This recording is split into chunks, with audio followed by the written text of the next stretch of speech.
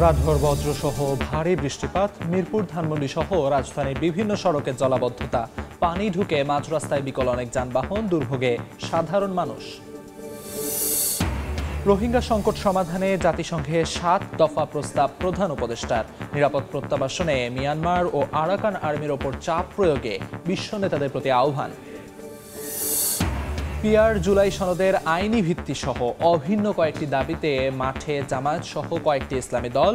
ইতিবাচক সাড়া পাওয়ার আশা পূরণ না হলে নভেম্বরে কঠোর আন্দোলনের হুঁশিয়ারি। ৭ কলেজের প্রস্তাবিত ঢাকা সেন্ট্রাল ইউনিভার্সিটি নিয়ে ত্রিমুখী সংকট, অস্তিত্ব হারাবে উচ্চ মাধ্যমিক শাখা। নারী শিক্ষা সংকোচনের শঙ্কা, আলোচনার পরই সিদ্ধান্ত।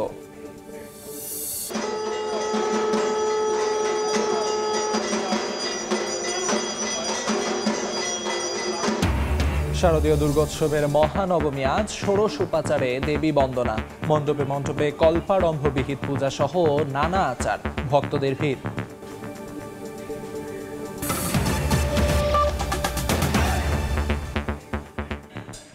সময় সমাদের সঙ্গে আছি আমি আমিরুল ইসলাম আলিফ। রাতভর বজ্রসহ ভারী বৃষ্টিপাত, এতে জলাবদ্ধতা সৃষ্টি হয়েছে রাজধানীর বেশ কয়েকটি গুরুত্বপূর্ণ সড়কে। এ অবস্থায় ভোর থেকে কাজের প্রয়োজনে যারাই ঘর থেকে বের হচ্ছেন সবাইকেই বিপাকে পড়তে হচ্ছে। জলাবদ্ধতায় গাড়িতে পানি ঢুকে সড়কে বিকল হয়ে পড়ে অনেক যানবাহন। মঙ্গলবার রাতভর বজ্রপাত সহ ভারী বৃষ্টিস্নাত রাত রাজধানীবাসীকে স্বস্তির ঘুম এনে দিলেও ঘুম ভাঙতেই জলাবদ্ধতার সেই চিরচেনা দুর্ভোগ বাস্তবতা মনে করিয়ে দেয়। পূজার ছুটি থাকায় রাস্তাঘাটে যানজট কম থাকলেও বিভিন্ন প্রয়োজনে কর্মক্ষেত্রে কিংবা ছুটিতে বাড়ির উদ্দেশ্যে রওনা দিয়ে বিপাকে পড়েন অনেকেই। খালি পায়ে ভ্যানে করে চলতে দেখা যায় যাত্রীদের। সবাই খালি যার যার চেহারে বইলে সে সেই চেহারের দায়িত্ব নেয় এবং সব কিছু বলে, এটার কোনো কেউ দায়িত্ব নেয় না। কৈরাচারের এরশাদ আইছে, খালেদা জিয়া আইছে, আওয়ামী লীগ আসছিল, আওয়ামী লীগ আইছিল। এই ৩ সরকারে এক সরকারও এই নির্মাণকে ঠিক করেনি। 10 মিনিট লেট হলে ভাই 100 টাকা গাড়ি ভাড়া, যেটা দিব ওইটা দিব না, কারণ 10টা বাজে থাকতে হইব। বহুত দুর্ভোগ, অনেক অসুবিধা হইতেছে আমাকে। ওইটা ভিজে গেছে, এটা শুকাইতে আমার 2 দিন লাগবে। এখন আমি কেমনে বাইরে যাবো, এরকম একটা অবস্থা করছে। আসছিলাম নিউ মার্কেটে একটা জিনিস কিনতে, দোকান থেকে বন্ধ, পানি উঠে গেছে। সড়কে যানবাহনের সংখ্যা কম হলেও জলাবদ্ধতার কারণে ভোরেই রাজধানীর বেশ কিছু রাস্তায় যানজটের সৃষ্টি হয়। ভারী বৃষ্টিপাতের মধ্যে চলাচলের সময় ইঞ্জিনে পানি ঢুকে বিকল হয়ে পড়ে বেশ কিছু গাড়ি। নামাইছি, আমি যাত্রীরা বলতেছি ভাই যাওয়ান যাইব না, উনি আমারে করতেছে সব গাড়ি যেতেছে, তুমি যেতে পারবে না কে যাও পথে। উনি নামিয়ে গেছে, এই দেখেন আমি গাড়িটা ধাক্কাইয়া টানিয়ে বন্ধ নিয়ে আসি। বৃষ্টির জন্য অনেক পানি, তো মানে যেতে পারছি না আর কি, কোনো দিকে যাইতে পারছি না। জলাবদ্ধতার এই চিরচেনা সমস্যা সমাধানে কার্যকরী পদক্ষেপ নেওয়ার দাবি চালক যাত্রী সকলের। শাবক ওয়াসি, সময় সংবাদ, ঢাকা। এই মুহূর্তে রাজধানীর নিউ মার্কেট এলাকায় আছেন সহকর্মী আলামিন তুষার, সরাসরি যাচ্ছে তার কাছে। নিউ মার্কেটে আজিমপুর এলাকায় আমি এখন অবস্থান করছি এবং আমার অবস্থান নিশ্চয়ই দর্শক আপনারা দেখতেই পাচ্ছেন। আমি যেখানটায় দাঁড়িয়ে আছি সেখানে হাঁটু পানি, এবং আমি যতটুকু জানতে পেরেছি এখানে পেছনে, আমার পেছনে যে অংশটা রয়েছে সেখানে সামনের দিকে আরও অনেক বেশি, নিশ্চয়ই আপনারা দেখতে পাচ্ছেন। এবং আমার ঠিক পাশেই কিন্তু নিউ মার্কেটের 1 নম্বর গেট, সেখানে ভেতরে দোকানগুলো পর্যন্ত ডুবে গেছে। এখানে যারা আসলে ভেতরে কর্মচারীরা রয়েছেন তারা যেমন তাদের আর্থিক জায়গা থেকে তারা ঝামেলায় পড়েছেন, কোনো দোকানপাট খুলতে পারেননি তারা, বা যারা আসলে খুলেছেন তারা আসলে খুলেছেন ভেতরের যে দোকানপাটগুলো ছিল ঠিকঠাক আছে কিনা। আর এখানকার অবস্থা তো নিশ্চয়ই দর্শক আপনারা দেখতেই পাচ্ছেন যে প্রত্যেকেই আসলে যার যার জায়গা থেকে তাদের প্যান্ট লুঙ্গি এগুলো আসলে উপরে তুলে নিয়ে যতটা শুকনো থাকা যায় সেগুলো আসলে চেষ্টা করছেন। এখানকার যে ভ্যানগুলো দর্শক আপনারা দেখতে পাচ্ছেন, এখানে প্রায় 1.5 কিলোমিটার রাস্তা মতো এখানটা ডুবে গেছে, এবং এই ভ্যানগুলো রিক্সাগুলো কিন্তু 10 টাকা 20 টাকা 30 টাকা করে এই এক একজন আসলে যার কাছে যেমনটা নেওয়া সম্ভব তেমনভাবে তারা আসলে নিচ্ছেন, এবং সেভাবে আসলে এই জায়গা তারা আসলে পার করে দিচ্ছেন। তবে আসলে এই যে অবর্ণনীয় দুর্ভোগের মধ্য দিয়ে আসলে তারা যাত্রী পারাপার করছেন, সেই জায়গা থেকে এই বাড়তি ভাড়া নেওয়াটাও আসলে অনেকেই বলছেন যে এটা তো আসলে খুবই স্বাভাবিক। এর বাইরেও সরকারি কর্মকর্তাদের যে আবাসন আজমপুরে সেখানটাও কিন্তু আমার ঠিক পাশেই, সেখানের যে গেট সেই গেটেরও আমরা পানি দেখতে পাচ্ছি, এবং এখান দিয়ে আমরা যে কয়টা এখনো পর্যন্ত আমি আসার পর জায়গাটা মোটরসাইকেল এখান দিয়ে আসলে যাওয়ার যারা সাহস করেছিলেন বেশিরভাগই যেটা হয়েছে তাদের মোটরসাইকেলগুলো আসলে মাঝ রাস্তায় এসে বন্ধ হয়ে গেছে, পরে তারা ঠেলে ঠেলে নিয়ে গেছেন। এবং নিউ মার্কেটের ওই পাশের অংশে যেই মূল সড়কের অংশে আমরা দেখেছি যে সেখানে স্যালো মোটর অর্থাৎ পাম্প ব্যবহার করে কিন্তু দোকান থেকে পানি বের করে ফেলা হচ্ছে, এরকম কিন্তু আমরা দেখেছি। এর বাইরেও সাধারণ মানুষজন তারা কিন্তু আমাদেরকে বলছিলেন তাদের অবর্ণনীয় দুর্ভোগের কথা এবং সেখানে তাদের নিজেদের অসচেতনতার কথাও তারা বলছেন যে এই যে পলিথিন গুলো আসলে ড্রেনে জমা হচ্ছে সেই জায়গার কারণেই কিন্তু পলিথিন গুলো কারণেই কিন্তু জমে যায় পানি এবং যার কারণে পানিগুলো নামা সম্ভব হয় না এবং যার কারণে এই দুর্ভোগ পোহাতে হচ্ছে। যদিও আমরা এর আগেও দেখেছি যে এই ধরনের ঘটার পরে বৃষ্টি থেমে যাওয়ার পরে পরিষ্কার করা হলে তখন কিন্তু ধীরে ধীরে এই পানি কিন্তু নেমে যায়। তো এই ছিল এখনো পর্যন্ত নিউ মার্কেট থেকে আমার কাছে সবশেষ তথ্য। নিউ মার্কেট এলাকা থেকে জলাবদ্ধতার সবশেষ খবরাখবর জানাচ্ছিলেন সহকর্মী আলামিন তুষার। অন্য প্রসঙ্গ, রোহিঙ্গা সংকট সমাধানে 7 দফা প্রস্তাবনা তুলে ধরলেন প্রধান উপদেষ্টা ডক্টর মোহাম্মদ ইউনূস। প্রথমবারের মতো জাতিসংঘ সদর দফতরে আয়োজিত রোহিঙ্গা বিষয়ক আন্তর্জাতিক সম্মেলনে মিয়ানমার ও আরাকান আর্মির ওপর কঠোর চাপ প্রয়োগে আন্তর্জাতিক সম্প্রদায়কে আহ্বান জানিয়েছেন সরকার প্রধান। সম্মেলনে জাতিসংঘ মহাসচিবের প্রতিনিধি খাদ্য সরবরাহ সহায়তা চালু রাখা এবং আন্তর্জাতিক সম্প্রদায়কে আরও বেশি বিনিয়োগের আহ্বান জানান। এদিকে রোহিঙ্গাদের সহায়তায় নতুন করে $96 মিলিয়ন অনুদানের ঘোষণা দিয়েছে যুক্তরাষ্ট্র ও যুক্তরাজ্য।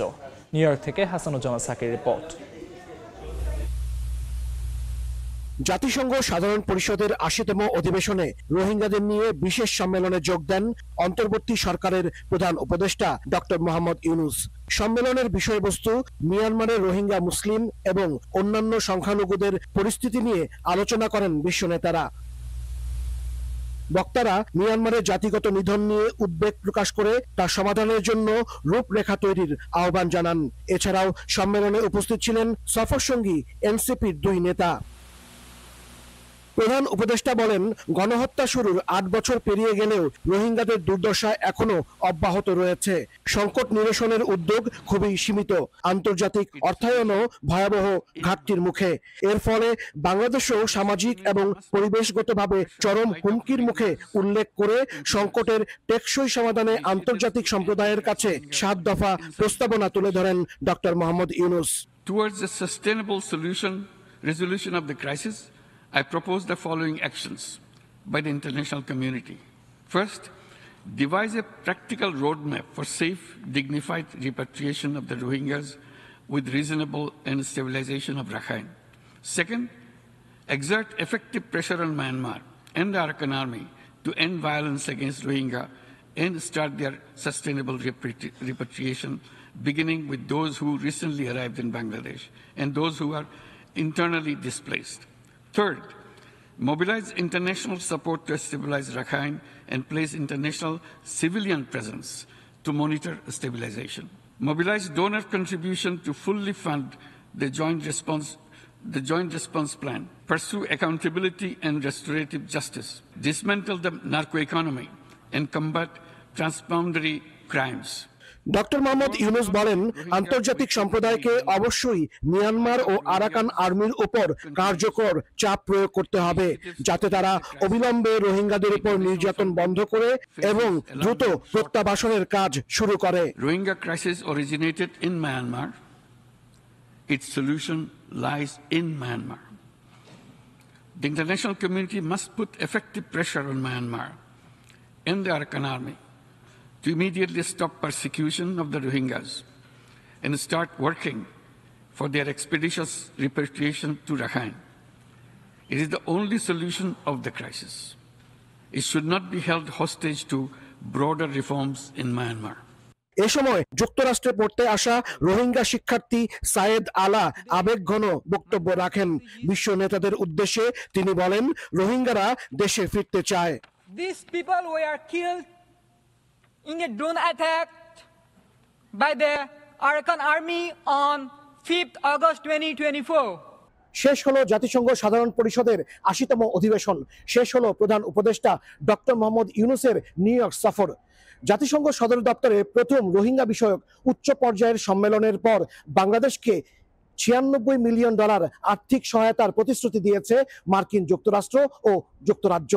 ঘোষণা অনুযায়ী $60 মিলিয়ন অনুদান দেবে যুক্তরাষ্ট্র আর যুক্তরাজ্য দেবে $36 মিলিয়ন। হাসানুজ্জামান সাকি, সময় সংবাদ, জাতিসংঘ সদর দপ্তর, নিউ ইয়র্ক। বিএনপি পিআর পদ্ধতিতে চায় না। রাজনৈতিক দলগুলোর উচিত ফেব্রুয়ারি নির্বাচনের দিকেই এখন নজর দেয়া, এমনটাই বলেছেন দলটির মহাসচিব মির্জা ফখরুল ইসলাম আলমগীর। এদিকে সংসদের উচ্চ ও নিম্ন দুই কক্ষেই পিআর চাইলেও জামায়াতের নায়েবে আমির সৈয়দ আবদুল্লাহ মোহাম্মদ তাহের বলেছেন ফেব্রুয়ারিতে নির্বাচনে অংশ নেবে তার দল। নিউ ইয়র্ক থেকে হাসানুজ্জামান সাকির আরেকটি রিপোর্ট। লোয়ার হাউস এবং আপার হাউস প্রস্তাবিত দুই হাউসেই আমরা পিআরের নির্বাচন চাই। চক্রান্তকারীরা আবার বাংলাদেশের গণতন্ত্রকে হত্যা করার ষড়যন্ত্র। পিআর পদ্ধতিতে নির্বাচন নিয়ে মুখোমুখি বিএনপি জামায়াত। নির্বাচন নিয়ে প্রস্তুতি শুরুর পাশাপাশি এ নিয়ে বিপরীতমুখী অবস্থানে বাংলাদেশের প্রধান দুই রাজনৈতিক দল। জাতিসংঘ সফরে থাকা বিএনপি মহাসচিব মির্জা ফখরুল ইসলাম আলমগীর সময় সংবাদকে আবারও স্পষ্ট করে বলেন, বিএনপি পিআর পদ্ধতি চায় না, দেশের মানুষও পিআর বোঝে না। এই ব্যাপারে তো আমাদের বক্তব্য একেবারে স্পষ্ট, সুনির্দিষ্ট। আমরা পিআর পদ্ধতিতে যাব না এবং দেশের মানুষ এটা নেবেও না, তারা মেনেও নেবে না, বোঝেই না ঠিক মতো। নির্বাচনের আগে 5 দফা দাবিতে কর্মসূচি ঘোষণা করেছে জামায়াতে ইসলামী। যুক্তরাষ্ট্র সফররত দলটির নায়েবে আমির সৈয়দ আবদুল্লাহ মোহাম্মদ তাহের জানান, জুলাই সনদের ভিত্তিতে জাতীয় নির্বাচন, লেভেল প্লেইং ফিল্ড নিশ্চিত করা, ফ্যাসিস্ট সরকারের সব জুলুম, নির্যাতন, গণহত্যা ও দুর্নীতির বিচার এবং পতিত স্বৈরাচারের দোসর জাতীয় পার্টি ও 14 দলের কার্যক্রম নিষিদ্ধ করা সহ সংসদের উভয় কক্ষে পিআর পদ্ধতি চান তারা। জি, আমরা দুই পক্ষেই পিআর চাচ্ছি। আপনারা জানেন যে ঐকমত্য কমিশনে 31টা দল আমরা ছিলাম, এর ভিতরে 25টা দল পিআর এর পক্ষে, কিন্তু একটা কোয়ালিটেটিভ ডিফারেন্স ছিল। অনেকে আপার হাউসে পিআর এর পক্ষে আর অনেকে আপার এবং লোয়ার হাউস দুটাতে পিআর এর পক্ষে। বলেছি যে আমরা নিম্ন কক্ষে পিআর এর পক্ষে নই, আমরা উপরের দিকেও পিআর এর পক্ষে কথা বলিনি, তবে সেগুলো আমরা পরে আলোচনার মাধ্যমে এই সমস্যাগুলো সমাধান করা যেতে পারে। পিআরের দাবিতে জামায়াত কর্মসূচি চালু রাখলেও নায়েবে আমির জানান, আগামী ফেব্রুয়ারিতে জাতীয় নির্বাচনে অংশ নেবে তার দল। আর বিএনপি মহাসচিব বলেন, তারা কোনো দলের কার্যক্রম নিষিদ্ধের পক্ষে নয়। আগেই বলেছি, এটা আপনারা জানেন, আমরা বলছি যে আমরা কোনো পার্টিকুলার পলিটিক্যাল পার্টিকে ব্যান করার পক্ষে না। আমরা আমাদের দাবি করতেছি এবং আমরা আশা করি এটা সরকার মানবে, যদি এটা জনগণের দরকার। and will participate election on February. প্রধান উপদেষ্টার সঙ্গী হয়ে তাদের জাতিসংঘ সফর সফল হয়েছে বলে উল্লেখ করেন মির্জা ফখরুল ইসলাম আলমগীর ও সৈয়দ আবদুল্লাহ মোহাম্মদ তাহের। পিআর পদ্ধতি ও রাজনৈতিক দল নিষিদ্ধ করা সহ কিছু বিষয়ে ভিন্নতা থাকলেও বিএনপি মহাসচিব ও জামাতের নায়েবে আমির মনে করেন, আগামী ফেব্রুয়ারিতে নির্বাচন নিয়ে আর কোনো সংশয় নেই। মির্জা ফখরুল ইসলাম আলমগীর ও সৈয়দ আবদুল্লাহ মোহাম্মদ তাহের বলেন, তারা এখন নির্বাচনমুখী ভোটের প্রস্তুতি নিচ্ছেন। হাসানুজ্জামান সাকি, সময় সংবাদ, grand Hyatt hotel, new York, যুক্তরাষ্ট্র। চলতি মাসে দাবি আদায় না হলে আগামী মাসে একই মঞ্চ থেকে কর্মসূচি দিতে চায় ইসলামী দলগুলো। নেতাদের আশা, চলমান আন্দোলনের মধ্যেই সমাধানের পথ খুঁজবে সরকার। তবে পিআর পদ্ধতিতে নির্বাচন, জুলাই সনদের আইনি ভিত্তি দিতে গড়িমসি হলে জোটগত আন্দোলনের হুঁশিয়ারি দলগুলোর। শফিক মুন্সির রিপোর্ট।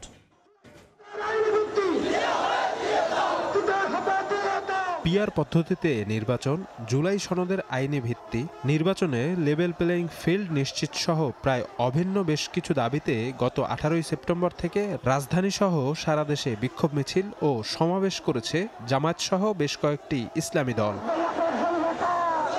কিন্তু সরকারের পক্ষ থেকে এখনো ইতিবাচক সাড়া না পাওয়ায় মঙ্গলবার সংবাদ সম্মেলন করে দ্বিতীয় ধাপের কর্মসূচি ঘোষণা করেছে দলগুলো। নেতাদের আশা, চলতি মাসে কর্মসূচির মধ্যেই সরকারের পক্ষ থেকে মিলবে ইতিবাচক সাড়া। জুলাই সনদের বাস্তবায়নকে কেন্দ্র করে যারা যারা এই আন্দোলনে সহমত পোষণ করেছে, আমরা মনে করেছি যে এই বিষয়টা আমাদের রাজপথে আন্দোলনের মাধ্যমে এটা অর্জন করতে হবে। আমরা মনে করি যে এটা আমাদের দাবি উত্থাপিত হয়েছে, কিছু আন্দোলন হয়েছে, আলোচনা চলছে, এর মধ্য দিয়েই জুলাই সনদের যে আইনি ভিত্তি সেটা বাস্তবায়িত হয়ে যাবে বলে আমরা আশাবাদী। তবে চলতি মাসের মধ্যে দাবি পূরণ না হলে নভেম্বরে একই মঞ্চ থেকে বড় পরিসরে কর্মসূচি নিয়ে মাঠে নামার হুঁশিয়ারি এই নেতার। যখন সরকার কোনো বিষয়ে গড়িমিশি করে তখন ময়দানের থেকে চাপ দেওয়া হয়, তারপর হয়তো তার পরিবর্তন আসে। আমাদের ধারণা ছিল যে দাবিগুলো মূল্যায়ন করবে, বিবেচনায় নিবে।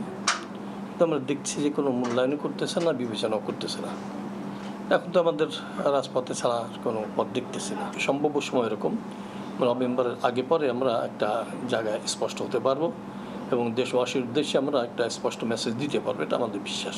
জামায়াতের সেক্রেটারি জেনারেল জানান, আন্দোলনের মধ্যেও সরকারের জন্য খোলা থাকবে আলোচনার দুয়ার। তবে সরকার উদাসীন থাকলে রাজনৈতিক মিত্রদের সঙ্গী করে মাঠে নামবেন বৃহত্তর কর্মসূচি নিয়ে। একটা পর্যায়ে আলোচনার মধ্য দিয়ে এটা নিষ্পত্তি হওয়া সম্ভব। অভিন্ন কর্মসূচিতে যেসব দল আমরা একমত হয়েছি, আমরা আবার এইসব দলের মধ্যে আভ্যন্তরীণ আলোচনা করি পরবর্তী করণীয় কৌশল কর্মসূচি কোন দিকে আমরা যাব, দেন উই উইল ডিসাইড, এবং এই কর্মসূচির সুফল আমরা ইনশাআল্লাহ পাবো। 9 দিন গণসংযোগের পর অক্টোবরের মাঝামাঝিতে রাজধানীতে পৃথক সমাবেশ করবে ইসলামী দলগুলো। শফিক মুন্সি, সময় সংবাদ, ঢাকা। শারদীয় দুর্গোৎসবের মহানবমী আজ। বিহিত পূজার মধ্য দিয়ে পূজার আনুষ্ঠানিকতা শুরু হয়। এই মুহূর্তে ঢাকেশ্বরী জাতীয় মন্দিরে আছেন সহকর্মী আয়েশা সিদ্দিক সামিয়া, উত্তরার সার্বজনীন পূজা মন্দিরে তাসনিয়া নিশাত মিম এবং ময়মনসিংহে উবায়দুল হক। সরাসরি প্রথমে যাচ্ছি সামিয়ার কাছে। আজ মহানবমী, কল্পারম্ভ আর বিহিত পূজার মধ্য দিয়ে কিন্তু শুরু হয়েছে নবমীর যে আনুষ্ঠানিকতা রয়েছে সেই পর্ব। এবং আমরা দেখেছি এই ঢাকেশ্বরী মন্দিরে সকাল 8:30 থেকে এখনও কিন্তু আসলে চলছে সেই পূজার কার্যক্রম। আমরা আসলে দেখেছিলাম এই পূজা মণ্ডপেই কিন্তু পুরোহিত যিনি আছেন তারা কিন্তু ধূপ, প্রদীপ এবং ফুল নিবেদন করে সেই পূজার যে কার্যক্রম রয়েছে সেটি কিন্তু এখনও পরিচালনা করছেন। এবং সকাল থেকে যে দৃশ্যটি আমরা দেখেছিলাম, ভক্তদের আনাগোনা কম ছিল বৃষ্টির কারণে, কিন্তু এই মুহূর্তে কিন্তু আসলে ঢাকেশ্বরী মন্দিরের প্রাঙ্গণ কিন্তু ভরে গিয়েছে ভক্তদের আনাগোনায়। এবং মাকে শেষবারের মতো শেষ মুহূর্তে আসলে মাকে দেখতে ভক্তরা কিন্তু জড়ো হয়েছেন পূজার এই মন্দির প্রাঙ্গণে। জানিয়ে রাখি, এই নবমীতে কিন্তু দেবীর শক্তিকে মহাশক্তিতে রূপ দেওয়ার জন্য কিন্তু পূজা করা হয়ে থাকে। এবং বেলা 11টার দিকে কথা রয়েছে এই মন্দিরে অঞ্জলি দেওয়া হবে এবং ভক্তরা কিন্তু আজকে সারা বেলাই মূলত বিভিন্ন পূজা মণ্ডপে পরিদর্শন করবেন এবং মাকে শেষবারের মতো চোখ ভরে আসলে দেখবেন। আমরা আসলে দেখেছি এখানে হোমযজ্ঞ করা হয়, অর্থাৎ আগুনে ঘি, নৈবেদ্য এবং বিভিন্ন সামগ্রী আহুতি দিয়ে অশুভ শক্তির নাশ এবং শুভ শক্তিকে প্রতিষ্ঠার জন্য এই পুজো করা হয়। আজ পুরাণ শাস্ত্র মতে 108টি প্রদীপ এবং 108টি পদ্মফুল কিন্তু নিবেদন করা হবে দেবীর উদ্দেশ্যে এবং ভক্তরা সেই দেবীকে মনোমুগ্ধকরভাবে দেখছেন। আমরা দেখছি সকাল থেকে এই ভক্তরা কিন্তু আসছেন এবং তাদের একটি প্রত্যাশা মায়ের কাছে, আগামীকালই দশমী, তাই বিজয়ের দিন, বিসর্জনের দিনে কিন্তু ভক্তরা আসলে মাকে বিদায় জানাবেন মর্তলোক থেকে। এবং তাদের একটাই প্রত্যাশা, এই দেশের যত সমস্যা আছে তার সমাধান করে সবাই যাতে সাম্প্রতিক জীবন যাপিত করতে পারে, সেটি তাদের প্রত্যাশা। এই মুহূর্তে আমরা চলে যাব উত্তরা পূজা মণ্ডপে। সেখানে আছেন আমার আরেক সহকর্মী তাসনিয়া নিশাত মিম, জানবো তার সেখানের খবর। ধন্যবাদ সামিয়া। এই মুহূর্তে আমি কিন্তু উপস্থিত আছি রাজধানীর উত্তরায় সার্বজনীন পূজা মন্দিরে। দেখতে দেখতে হিন্দু সম্প্রদায়ের সবচেয়ে বড় ধর্মীয় উৎসব দুর্গাপূজার মহানবমী অর্থাৎ চতুর্থ দিন কিন্তু চলছে আজ। আজকের দিনটি পেরিয়ে গেলেই দেবী দুর্গা বিদায় নেবেন এই ধরাধাম থেকে এবং আগামী বছর তিনি আবারও আসবেন আমাদের মাঝে। আমরা এখানে উপস্থিত হয়ে যেটি পুরোহিতদের কাছ থেকে জানতে পেরেছি যে গতকাল কিন্তু অসুর বধ হয়েছে, অর্থাৎ গতকাল দুপুর 1:50 থেকে 2:38-এর মধ্যে দেবী দুর্গা অসুরকে বধ করেছেন। অষ্টমী তিথির শেষ 24 মিনিট এবং নবমী তিথির প্রথম 24 মিনিট অর্থাৎ 48 মিনিটের এই সময়টাকেই কিন্তু বলা হয় সন্ধিক্ষণ এবং এই সময়টিতে অর্থাৎ গতকাল অষ্টমীতে সন্ধি পূজা করা হয়েছে এবং এই সন্ধি পূজাতে কিন্তু দেবী দুর্গা অসুরকে খুব সফলভাবে বধ করেছেন এবং সনাতনী ধর্মমতে এ সময় বিশ্বাস করা হয় যে দেবী দুর্গা অসুরকে বধের মাধ্যমে পৃথিবীতে কিন্তু শান্তি প্রতিষ্ঠা করেন।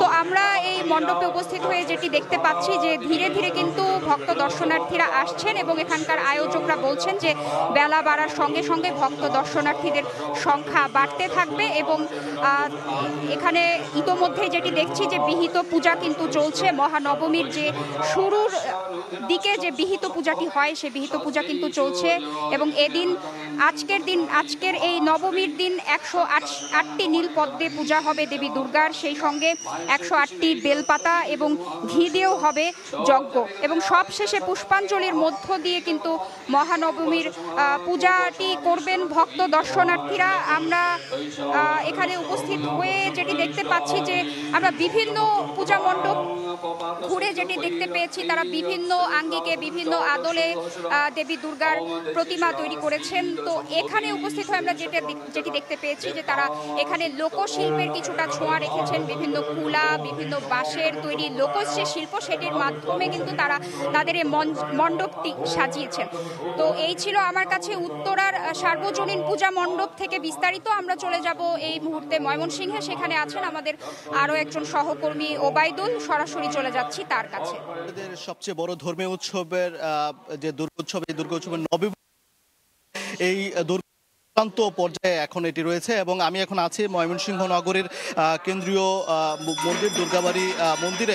এখানে কিন্তু সকাল থেকেই নবমীর যে আচার অনুষ্ঠান সেটি কিন্তু শুরু হয়েছে এবং এখনও সেটি চলছে।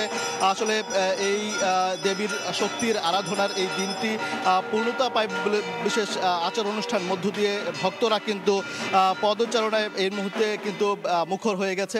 সকাল থেকেই যদিও বৃষ্টি হচ্ছে, সেই বৃষ্টি উপেক্ষা করে কিন্তু পুণ্যার্থীরা কিন্তু মণ্ডপে যাচ্ছেন এবং তারা তাদের যে আরাধনা সেটি তারা করছেন। এই মুহূর্তে এই দুর্গাবাড়ি মন্দিরে আসলে ঢাকঢোলের তালে, শঙ্খ ঘণ্টার ধ্বনি আর ধূপধনুর গন্ধ কিন্তু মুখরিত হয়েছে পুরো মণ্ডপ এলাকা এবং এই নবমী তিথি দেবী দুর্গার শক্তির চূড়ান্ত প্রকাশের প্রতীক। কিন্তু এদিন দেবীকে পূজা করা হয় মহিষাসুর মর্দিনী রূপে, অশুভ শক্তির বিনাশ এবং প্রতীক হিসেবে নবমী বলি অর্পণ সহ বিভিন্ন আচার পালিত হয়। ভক্তরা ফুল ফল বেলপাতা চন্দন ও নানা উপাচারে দেবীর চরণে নিবেদন করেন তাদের শ্রদ্ধা এবং ভক্তি এবং তারা সকাল থেকে মূলত তারা এই যে আচার অনুষ্ঠান সেটি পালন করছেন এবং আজকে এই নবমীর মধ্য দিয়ে কিন্তু যে একদিকে যেমন উৎসবের চূড়ান্ত পর্যায়ে তেমনি কিন্তু আসলে বিদায়ের দুর্গা দেবীর আসলে বিদায়ের সুর কিন্তু বেজে উঠেছে, সেই জন্য তাদের মনেও একটা কিন্তু খারাপ। তো এই ছিল ময়মনসিংহের দুর্গাবাড়ি মন্দির থেকে আমার কাছে থাকা নবমীর সবশেষ খবরাখবর। ময়মনসিংহ থেকে ওবায়দুল হক এবং ঢাকার উত্তরা থেকে তাসনিয়া নিশাত মিম এবং ঢাকেশ্বরী মন্দির থেকে সহকর্মী আয়েশা সিদ্দিক সামিয়া জানাচ্ছিলেন সবশেষ খবরাখবর। 5 অক্টোবর পর্যন্ত খাগড়াছড়িতে সড়ক অবরোধ স্থগিত করেছে যুগ্ম ছাত্র জনতা। মঙ্গলবার রাতে সংগঠনের নামে খোলা ফেসবুক পেজে এ তথ্য জানানো হয়। এ সময় প্রশাসনের আশ্বাস ও উদ্যোগের প্রতি আস্থা রেখে এবং শারদীয় দুর্গোৎসবকে সম্মান জানিয়ে আগামী 5 অক্টোবর পর্যন্ত অবরোধ স্থগিত করা হয়। তবে প্রশাসনকে দেয়া 8 দফা দাবি পূরণ না হলে আবারও কঠোর কর্মসূচির হুঁশিয়ারি দেয় সংগঠনটি। এর আগে পাহাড়ি কিশোরীকে দলবদ্ধ ধর্ষণের অভিযোগের প্রতিবাদে গত শনিবার খাগড়াছড়িতে অবরোধ কর্মসূচির ডাক দেয় যুগ্ম ছাত্র জনতা।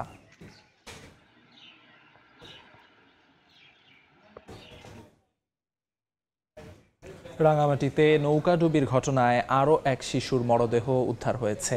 এ নিয়ে 2 জনের লাশ পাওয়া গেল, নিখোঁজ রয়েছেন আরও একজন। মঙ্গলবার রাতে লংগদুর গুলশাখালী এলাকায় নৌকাডুবির ঘটনা ঘটে। গুলশাখালীতে চিকিৎসা শেষে ফেরার পথে নৌকাটি ঝড়ের কবলে পড়ে। এ সময় নৌকায় থাকা 5 যাত্রী ডুবে যায়। নারী সহ আরও 2 জনকে উদ্ধার করা গেলেও নিখোঁজ রয়েছেন 3 জন।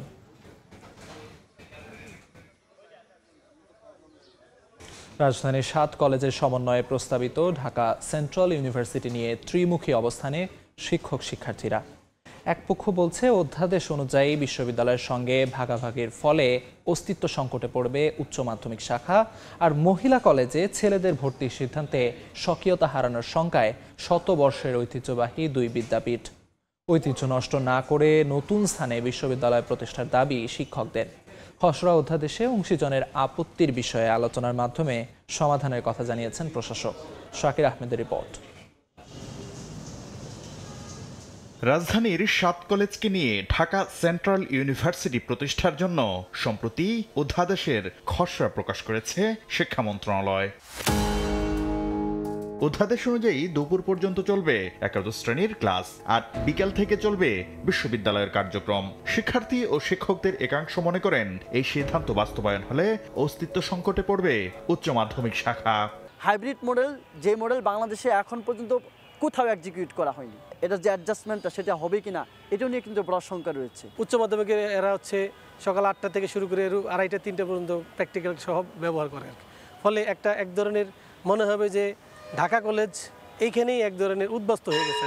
বিশ্ববিদ্যালয় অন্য জায়গায় হোক, কলেজগুলো তার স্বকীয়তা নিয়ে উচ্চ শিক্ষাটা যেন চালিয়ে যেতে পারে। প্রস্তাবনায় বাদ দেয়া হয়েছে বাংলা, ইংরেজি, ইতিহাস ও দর্শন সহ বেশ কিছু মৌলিক বিষয়। শিক্ষক শিক্ষার্থীরা বলছেন বেসরকারি বিশ্ববিদ্যালয়কে বাণিজ্যের সুযোগ করে দিতেই 7 কলেজের 25,000 আসন কমিয়ে 11,000 করা হয়েছে। রাষ্ট্র যদি আবার এই 7টা কলেজকে কম্বাইন করে 1200 শিক্ষাগারের আসন যদি খেয়ে দেয় বা বিলীন করে দেয়, সেক্ষেত্রে তো আমরা অবশ্যই সাফার করব। বায়োকেমিস্ট্রি একটা কেমিস্ট্রি ব্রাঞ্চ, আমাকে তো কেমিস্ট্রি রাখতে হবে। ফান্ডামেন্টাল সাবজেক্ট ছাড়া কিন্তু অন্য সাবজেক্টের কোনো গুরুত্ব নেই। আপনার মডেলকে আপনি ঢাকার বাইরেও হোক, ঢাকার ভিতরে অন্য কোনো জায়গায় আপনি এটাকে বাস্তবায়ন করেন। ইডেন মহিলা কলেজ ও বদরুন্নেসা গার্লস কলেজে হবে নতুন বিশ্ববিদ্যালয়ের বিজ্ঞান অনুষদের ক্লাস, সেখানে ভর্তি নেওয়া হবে ছেলেদেরও। এই সিদ্ধান্তে নারী শিক্ষা সংকুচিত হওয়ার আশঙ্কা করছেন শিক্ষার্থীরা। ইডেন মহিলা কলেজ, এখানে মহিলা কলেজ, এখানে কেন সহশিক্ষা চালু করাবে? এখানে কেন ছেলে প্রবেশ করবে? আমরা যদি কম্বাইন পড়ার ইচ্ছা থাকতো তাহলে তো আমি গিয়ে তিতুমিরে ভর্তি হতাম, আমি তো বাংলা কলেজে ভর্তি হতাম। আমি তো আমার ইচ্ছা নাই দেখি তো আমি ইডেন মহিলা কলেজে ভর্তি হয়েছি। তবে সংকট নিরসনে নতুন বিশ্ববিদ্যালয় প্রতিষ্ঠার বিকল্প দেখছেন না শিক্ষার্থীদের আরেকাংশ।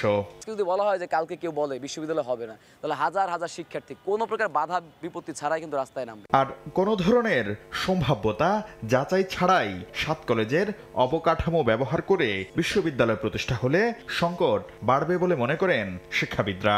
বিশ্ববিদ্যালয় ঘোষণা দেওয়ার আগেই আপনাকে ওই ফিলোসফিটা নির্ণয় করে ফেলা দরকার ছিল। আমরা কি আরেকটা মিনি জাতীয় বিশ্ববিদ্যালয় চাই এখানে 7 কলেজের জন্য? প্রস্তাবিত বিশ্ববিদ্যালয়ের প্রশাসক বলছেন খসড়া অধ্যাদেশের যেসব বিষয়ে অংশীজনের আপত্তি আছে সেসব বিষয়ে সমাধান করা হবে আলোচনার মাধ্যমে। যেহেতু এখন এটা নিয়ে সবাই মাঠে আছেন, এগ্রিপ্ট, সংক্ষুব্ধ, সেই জায়গাটা নিরসনের জন্য অন্তত শিক্ষক ছাত্র এদের সাথে একটা ডায়ালগের ব্যবস্থা করা। একদিকে 7 কলেজের ঐতিহ্য রক্ষা, অন্যদিকে দীর্ঘদিনের সংকট উত্তরণ, এই দুই বিষয়ের সমাধানে প্রশাসন আন্তরিক বলে জানান প্রশাসক। শাকির আহমেদ, সময় সংবাদ, ঢাকা। দীর্ঘদিন পর আবারও শুরু হচ্ছে বগুড়া সিরাজগঞ্জ ডুয়েল গেজ রেলপথ প্রকল্পের কাজ। প্রস্তাবিত রেলপথের ভূমি অধিগ্রহণের জন্য অর্থ বরাদ্দ দিয়েছে সরকার।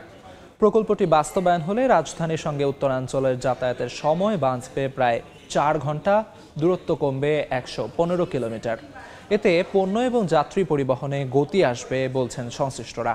অমৃত সেনের ছবিতে রিঙ্কু কুণ্ডুর রিপোর্ট। 2018 সালে বগুড়া সিরাজগঞ্জ ডুয়েল গেজ রেলপথ নির্মাণ প্রকল্প হাতে নেয় রেলওয়ে কর্তৃপক্ষ। তবে পুরাতন রেলপথটি বন্ধ রেখে নতুন পথের নকশা প্রণয়ন করায় সিরাজগঞ্জ ও বগুড়া জেলায় ভূমি অধিগ্রহণ করতে হয় 960 একর। এর মধ্যে বগুড়া অংশে 52 কিলোমিটার রেলপথের জন্য 510 একর এবং সিরাজগঞ্জ অংশে 32 কিলোমিটারের জন্য 420 একর ভূমি অধিগ্রহণ করতে হচ্ছে। সম্প্রতি এ প্রকল্পের ভূমি অধিগ্রহণ এগিয়ে নিতে সিরাজগঞ্জ অংশে ভূমি অধিগ্রহণের জন্য 950 কোটি টাকা বরাদ্দ পেয়েছে জেলা প্রশাসন। অধিগ্রহণের সকল প্রস্তুতি শেষ করে ক্ষতিগ্রস্তদের দেয়া হচ্ছে অর্থ বরাদ্দ। প্রকল্পটি বাস্তবায়ন হলে রাজধানীর সঙ্গে উত্তরের জেলাগুলোতে যাতায়াতের দূরত্ব কমবে 115 কিলোমিটার।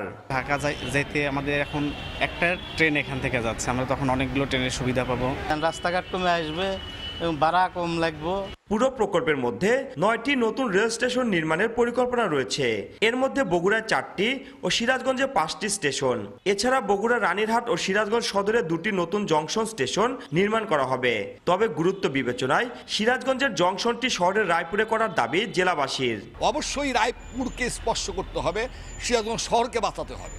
সিরাজগঞ্জ শহরকে যদি আমরা বাঁচাতে পারি তাহলে আমাদের এই আন্দোলনের সফলতা হবে। অর্থ ছাড়ের বিষয়টি নিশ্চিত করে এরই মধ্যে জমির মালিকদের ক্ষতিপূরণ প্রদানের জন্য নোটিশ প্রদান করা হয়েছে বলে জানান জেলা প্রশাসক। এখন যে কোনো ব্যক্তি আবেদন করলেই আমরা পেমেন্ট দিতে পারবো। ইতিমধ্যে আমরা 950 কোটি টাকা বরাদ্দ পেয়েছি। সিরাজগঞ্জ বগুড়া নতুন রেল লাইন প্রকল্পের ব্যয় ধরা হয়েছে প্রায় 10,000 কোটি টাকা। রিঙ্কু কুণ্ডু, সময় সংবাদ, সিরাজগঞ্জ। স্মৃতি, অভিমান আর নিঃসঙ্গতায় জীবনের শেষ প্রান্তে দাঁড়িয়ে থাকা প্রবীণদের আশ্রয় হয় বৃদ্ধাশ্রমে। প্রতিটি মুখ এক একটি ইতিহাস। কেউ সন্তানহীন, কেউ আবার সন্তানদের ব্যস্ত জীবনে মূল্যহীন। তবুও তারা প্রতিদিন অপেক্ষার প্রহর গোনেন, হয়তো আসবে প্রিয়জন, প্রিয় সন্তান। আন্তর্জাতিক প্রবীণ দিবসে তুষার আহমেদ ইমনের রিপোর্ট, ক্যামেরায় ছিলেন আশরাফুল ইসলাম।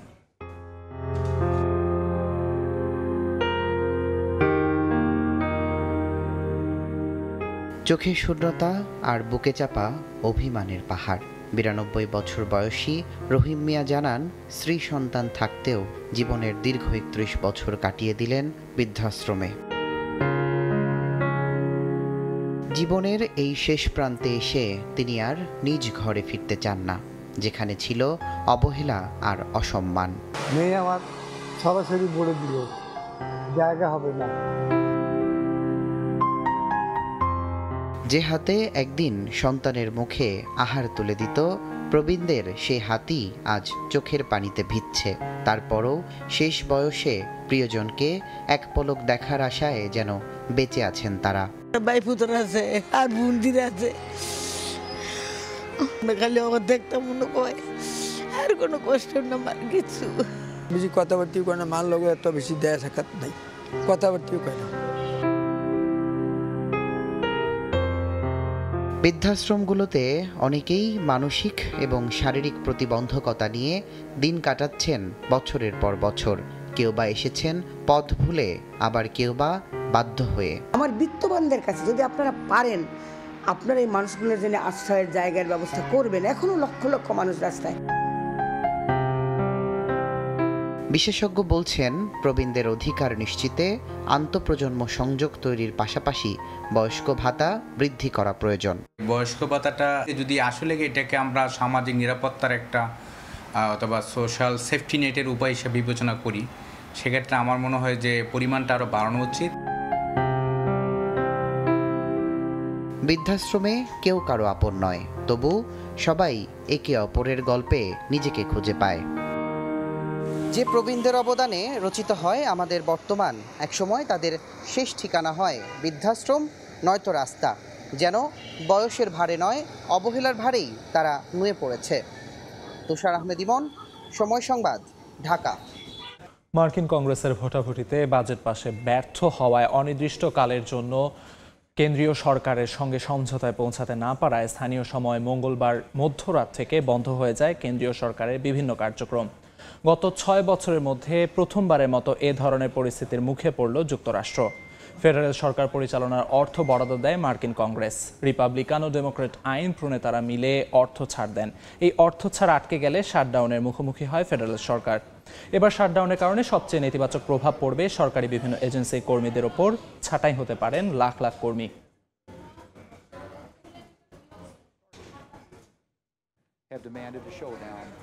সময় সংবাদের শীর্ষ সংবাদগুলো জানিয়ে দিচ্ছি আরেকবার।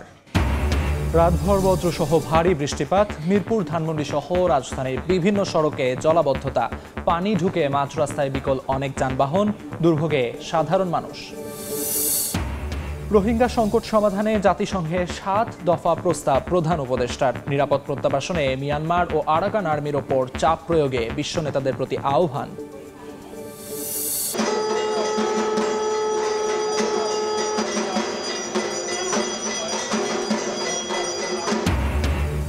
শারদীয় দুর্গোৎসবের মহানবমী আজ। ষোড়শ উপাচারে দেবী বন্দনা, মণ্ডপে মণ্ডপে কল্পারম্ভ বিহিত পূজা সহ নানা আচার, ভক্তদের ভিড়।